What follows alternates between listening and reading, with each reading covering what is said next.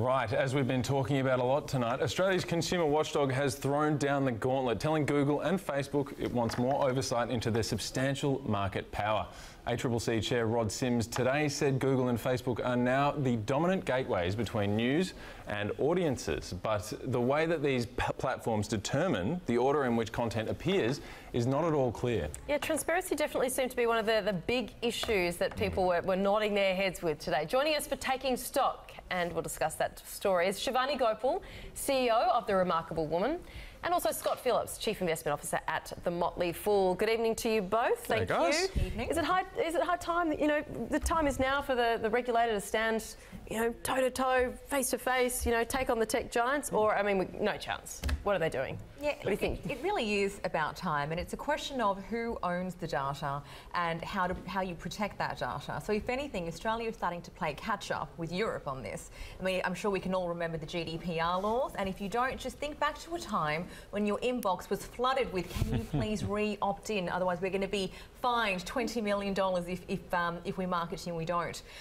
So it's a huge deal, and if you think about just how powerful Facebook and Google are, you start to realise why this is so necessary. I mean, 94% of all searches in Australia are done via Google. Facebook's worldwide audience is around 2.2 billion people who are active on a month-to-month basis. So it gives you an idea of the sheer magnitude of information that's collected. And then these companies can on-sell that to another third-party company that can be used for marketing and sales, but even influencing social behaviour. We've only got to think about Cambridge Analytica, right? So something needs to be done, and yes, we do need to look at some kind of data protection and privacy, but also I think there needs to be a bit of a fine balance around privacy and on-selling of data, but also realising that a lot of this data was actually used by small business, and small business use Facebook by and large to market to their audiences. So a small business can take $10 and turn that into 5 new customers. They can't do that through traditional marketing streams. We've got to be careful around that.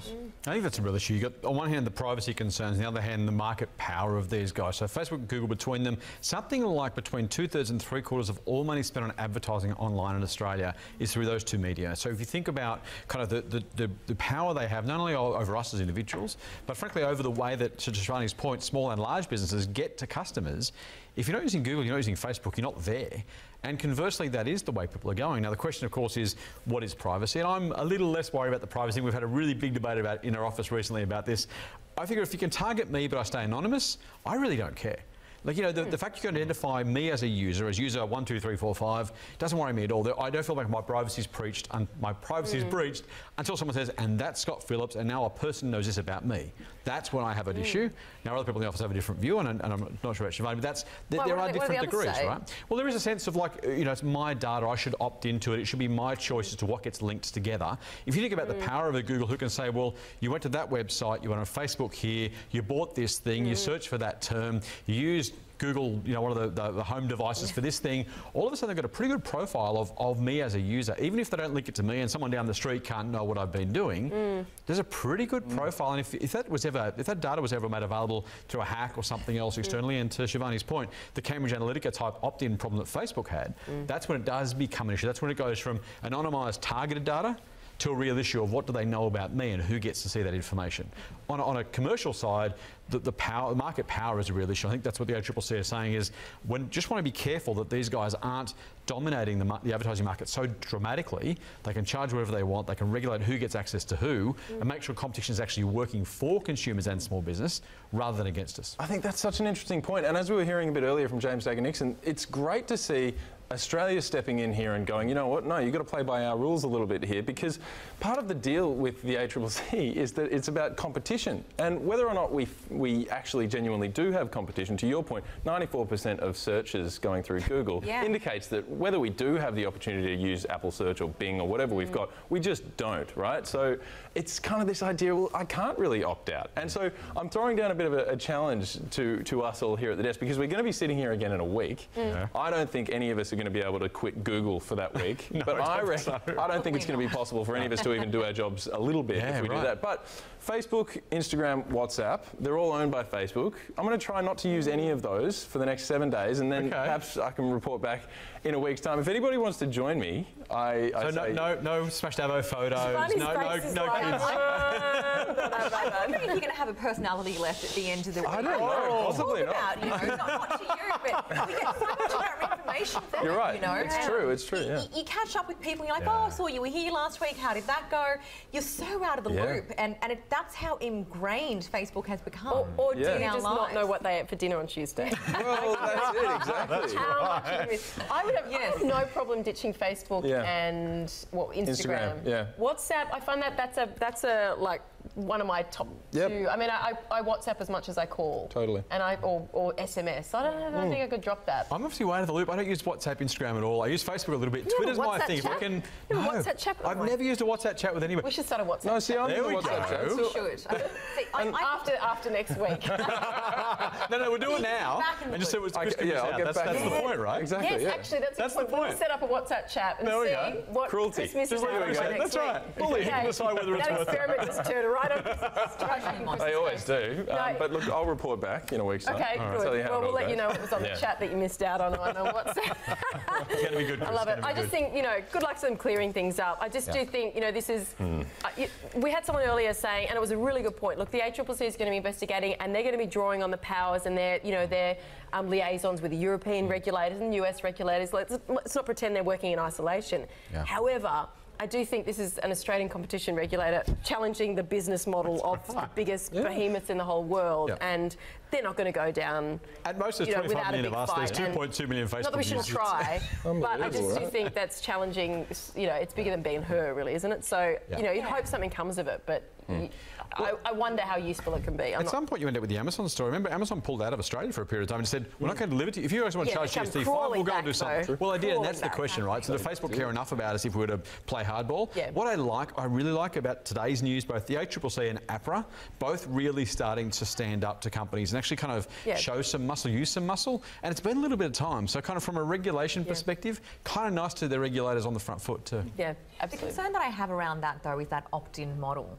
And I just challenge how many people are actually going to opt in and say, yes, I'm happy for you to market to me. I mean, come on, we're not really going to do that. And so as a result, there needs to be a lot of attention put into the fact of how small businesses are possibly going to be able to compete and actually market to their people, to their desired target market, rather. The only other option, for example, if you go to print media, you're spending, a huge capital outlay of, say, $7,000. And if you've gotten that wrong, your business could potentially go down. Whereas in Facebook, Instagram, really and other types of click-based marketing, so Google, you're not spending a lot of money. You can afford to make a mistake. They probably should be advertising on your money, guys. They should be, You think? Sure. Natural. Absolutely. We advertise them enough because we're used to it. Yes, exactly. Well, we've got another story as well that we want to talk about tonight. Ever notice how many mammals you see cruising the streets on the weekend? Of course, we're talking about middle-aged men in lycra, not mammals.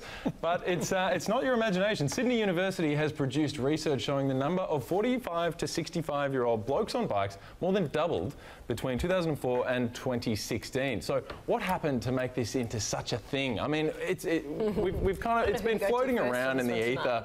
I mean, all right, no, fair enough, Scott.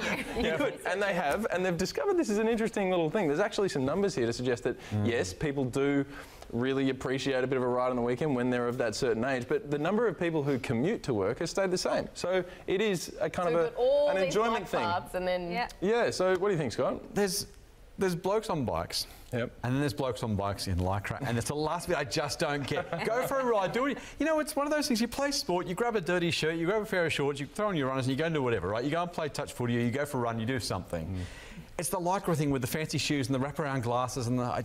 I'm sorry out there for guys who are seriously because I'm important. Well, that's what it says. to each their own. And then just sitting around the cafes with the coffee. You see them all. The bikes are around there. The blokes are there. Expensive bikes too, right? Look, they're getting fit. That's great. They're keeping healthy. I really shouldn't complain. I just don't get the lycra thing. Middle-aged men in last week's sports shorts. I get the lycra thing. I just old school. It's a bit too much, isn't it? The lycra. We've got to be a bit careful because our head of programming likes to ride a bike. But anyway, we won't bring him up. as we've seen, I actually thought of him when I was looking at this article.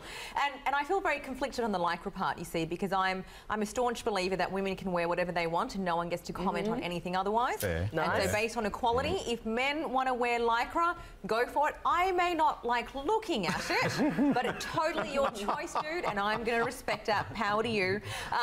But you know, it's become the new golf. It's the new golf. I was going to talk about it now. Yeah. It's the new golf. Yeah. It's the new golf. Expensive. It takes time away from your Exclusive family. to men. 4 hours at a time. It's Mostly social. exclusive to men. You know, exactly. Yep, it's the new networking, isn't it? It is. I think it's started to take over the last few years as a new networking thing. You know, get on the bikes on Saturday. I live in one of the suburbs in Sydney, which is I'm going to call it the hotspot for middle-aged men in Lycra. MAMIL Central. This corner cafe, yes. They all go. There's hundreds of them. Go past my house every morning, talking business with dark shades. Really? Their voices, Talking business? Talking business. Oh, Okay. yep, absolutely. That's kind of the whole cliche on wheels. Client this week, and it's absolutely. So yes, it's the new golf. Yeah. I have been shamed though by Shivani into saying I'm okay with the Lycra now. I've learnt my lesson. Oh, very good. I just hope they drop the attention. That's all. Now, what is a chore worth? We've spoken on this program to Spriggy, which is a really cool service that helps parents teach kids about money. And it's been doing a bit of research lately and says the going rate when it comes to pocket money for things like making a bed is apparently $1.75. Washing the car, $3.73. About $2.50 for picking up the dog poo in the yard.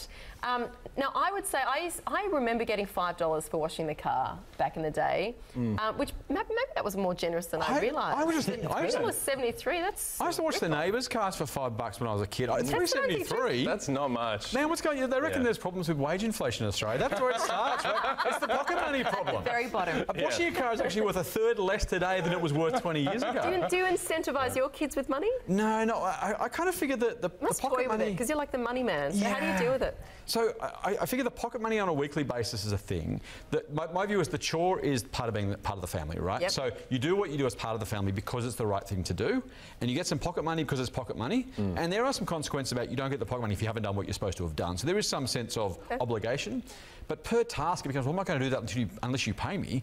On one level, that's kind of a really nice kind of, you know, that's the way of the world, right? It's a very mercenary approach to take from the kids. If they learn that early, maybe that's not such a terrible thing. Yeah. But in terms of being part of a family unit, I think you do what you're supposed to do because you're supposed to do it.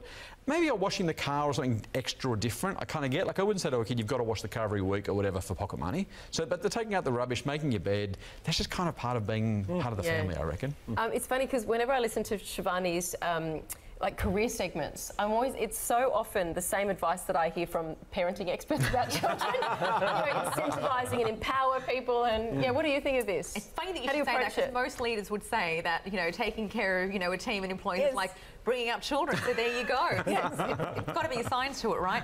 Look, I've got a gripe with this one because I didn't get paid a cent for anything that I did growing up. So when I saw it, it's like, what? Children get paid money? Really? So how did your family approach it? Yeah, and look, I think, I'm with you there, Scott, around it's all about the contribution and it's about respecting the part of work that your parents do for you and all the time and energy they put into it. If you're getting paid for it, I quite like the idea of incentivising people to think about how to save and the future value of money. So I would much rather, say to my imaginary future children, you're not going to get $3 for washing the car, but you're going to get 10 for washing the car in 2 weeks' time and hold them out so that they know that if they wait, their money will grow and it's worth more in the future.